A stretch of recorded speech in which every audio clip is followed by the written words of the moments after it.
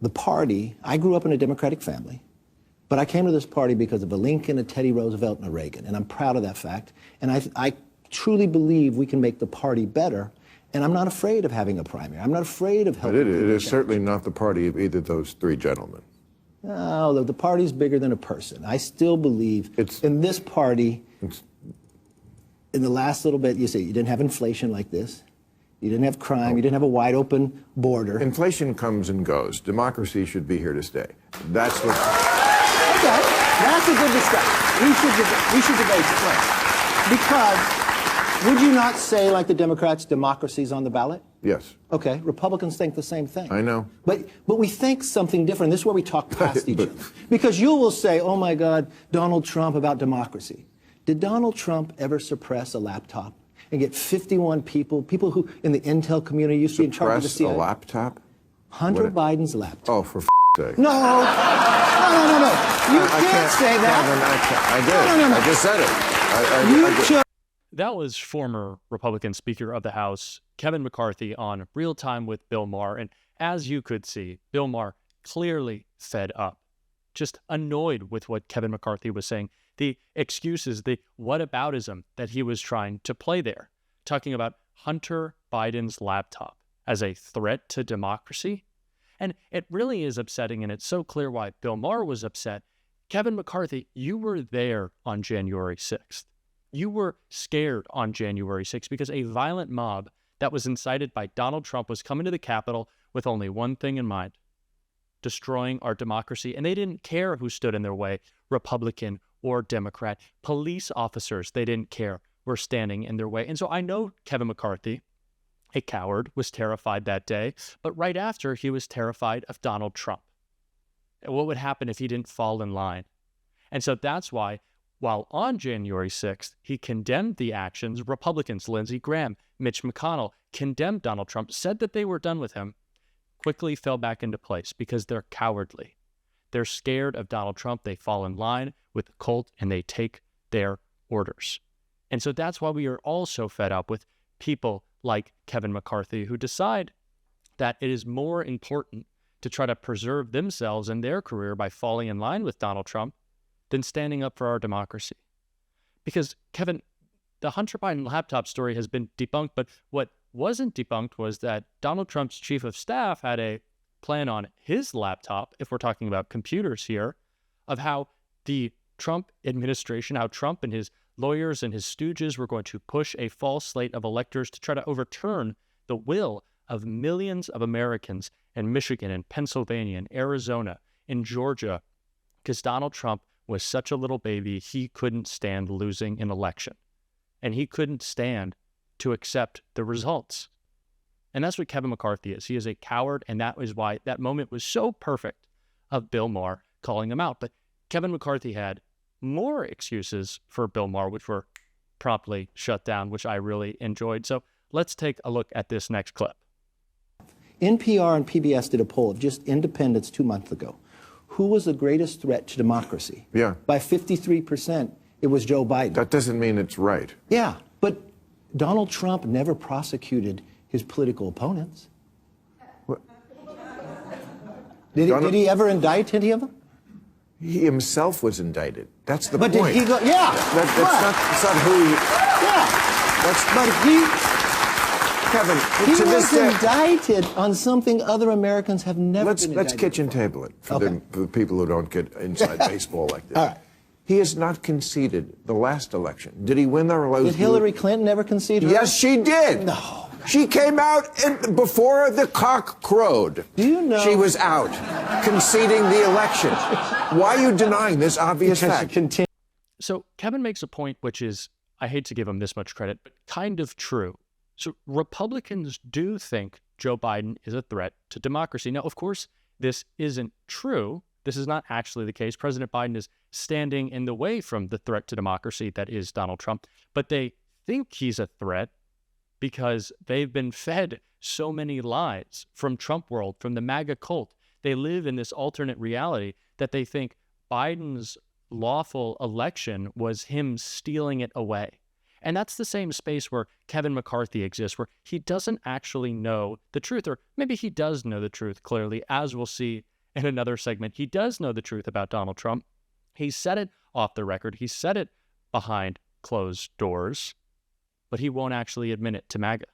And that's why these people live in an alternate reality where they think Joe Biden, who is actually standing up for democracy, is in fact attacking it when that's not true.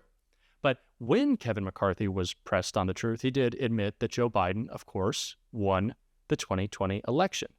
But then he kind of had some excuses, and like I said, Bill Maher quickly shut those down. So let's check that out. Did he win that election, Biden? Yes, I've said it from the beginning. I don't have no qualms with that. Right, and you actually told that to Trump. Yes. And then you switched. No, I haven't switched. You went down to Mar-a-Lago and kissed his ass after that. Oh, bullshit. It's so bullshit. You weren't in the room. Listen, I wasn't in the room. I have no qualms going to see Donald Trump. Okay. He's my friend. I served with him, just like I do anybody else. Go down and have a conversation with him. Really, Kevin? Trump is your friend? That's why you went down to Mar-a-Lago to kiss his ass? No, I don't think Donald Trump is your friend, and I know you know that Donald Trump is not your friend. Trump calls McCarthy my Kevin. In a previous video on my channel, I talked about Lindsey Graham, someone who also condemned Donald Trump and his actions on January 6th and then quickly moved back to kissing Trump's ass. And why did he do that? It's because he's a coward. But what did he benefit from it? What did Lindsey Graham get out of this exchange, this deal with the devil? Nothing. When Lindsey Graham goes on stage with Trump at his rallies in South Carolina, where Lindsey Graham is a senator, he gets booed. Republicans don't like him. Democrats don't like him. Independents don't like him. Lindsey Graham is actually uniting the country because so many people don't like him. And that's the truth for Kevin McCarthy. He fell in line with MAGA and instead of standing up for democracy, and what did he get? He got kicked out. And not to say that it was rightful that Kevin McCarthy lost his seat as Speaker. I am no fan of Kevin McCarthy. But this is what you get when you join MAGA. You give everything up to Trump, and you are eventually left with nothing. He is a con man who cons the people close to him and the people he does not like. That is the truth of it. But on the topic of truth, Kevin McCarthy did say one thing that was true that I think is important on this episode, and that was about his not close friend, Matt Gaetz. Let's check it out. The one person who brought it forward, because he paid a 17-year-old for sex, and he wanted me to stop an ethics complaint, which I'm not going to get involved in. So if I have to lose my job... Well, you're not naming this person, but I feel like when you say 17-year-old and sex, we should. I mean, I feel like if you're going to throw that out there... I mean, you're talking about Matt Gaetz. Matt Gaetz wanted to leverage me to stop an ethics complaint that started 4 years prior. Illegal. I'm not going to do it. So if I have to lose my job... Why did you put that in there about the 17-year-old? Because that's what the complaint is about, and others. Okay. And did he? The young women say yes, so I don't know. I wasn't there. I hope not. For their sake. So Bill Maher is right there to press Kevin McCarthy on this. I don't know why, if you knew this horrible thing that Matt Gaetz had done, why you would not name him specifically. And if you want to come out and say it, which Kevin McCarthy clearly does on his revenge tour, and it's rightful revenge against Matt Gaetz, who is a terrible person, but why not just come out and say it? I don't get it. He kind of wants to play both sides where, oh, I'm not going to actually say the truth, but I'm really going to push it and suggest it. And again, that's just kind of the coward who Kevin McCarthy is. He's spineless. He lacks character. Of course, so do the people around him, but it is very prominent in this interview that he does.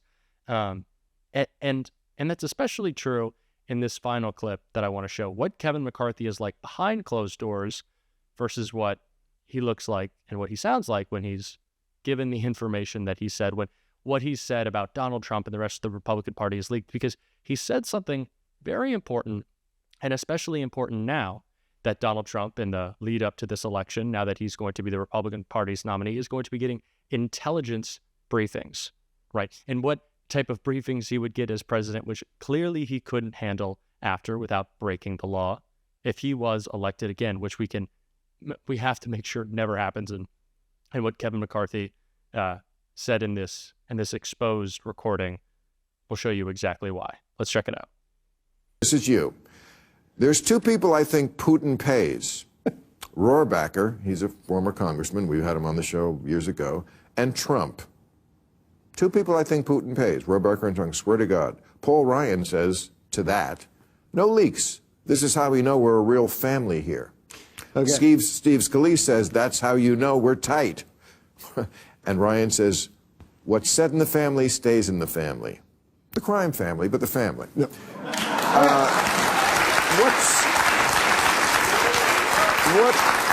What is your explanation to this, you saying you think Putin pays two people and one of them's Trump? That's a total joke that the day before... No. Look, you put they don't react to it like it's a joke. You put it in the book that you didn't even take any research. The day before, we had a California delegation meeting.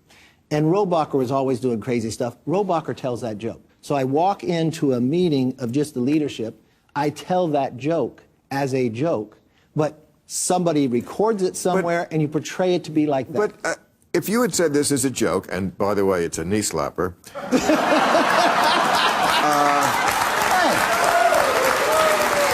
I think you're safe in your job. I just feel like the reaction from Paul Ryan, ha, ha, ha. Good one, Kevin. Steve Scalise, you should go on Evening at the Improv.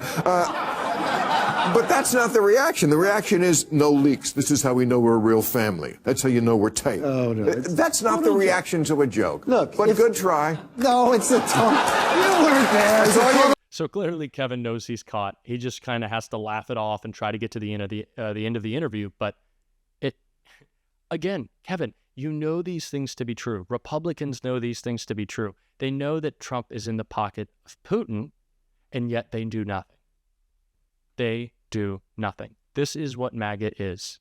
It is both a cult dead set on attacking our democracy, but it is also a cult dead set, as we can see in this Republican Congress, on doing nothing, on not advancing our country in any way. These aren't people who wake up with the goal to legislate. It is to attack. It is to create culture wars, and it is to destroy our democracy. And that's why we have to vote them out.